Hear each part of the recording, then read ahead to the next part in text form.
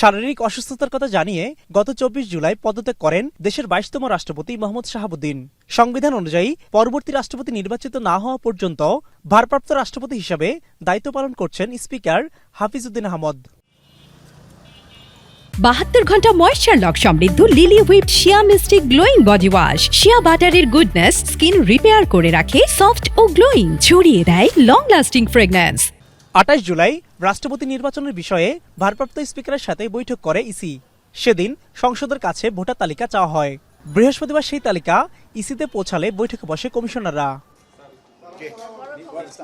পরে দুপুরে ইসি সচিব আক্তার আহমেদ রাষ্ট্রপতি নির্বাচনের তফসিল ঘোষণা করেন।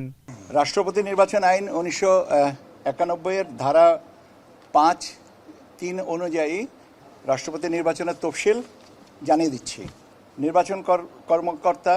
নির্বাচনকর্তার কাছে মনোনয়নপত্র দাখিলের তারিখ হচ্ছে 13ই অগস্ট 2026 বৃহস্পতিবার সকাল 10টা থেকে বিকাল 4টা পর্যন্ত।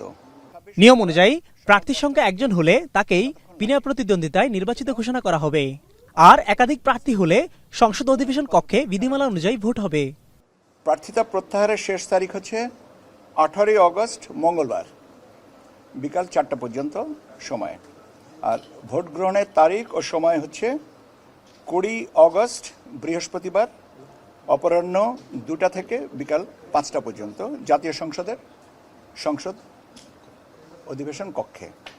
সংসদীয় গণতন্ত্র চালুর পর 1991 সালে একাধিক প্রার্থী হওয়ায় রাষ্ট্রপতি নির্বাচনে ভোট করতে হয়েছিল। পরে প্রতিবারই ক্ষমতাসীন দল মনোনীত প্রার্থী বিনা প্রতিদ্বন্দ্বিতায় নির্বাচিত হয়ে আসছেন। মিয়া আমিরুল, এখন, ঢাকা।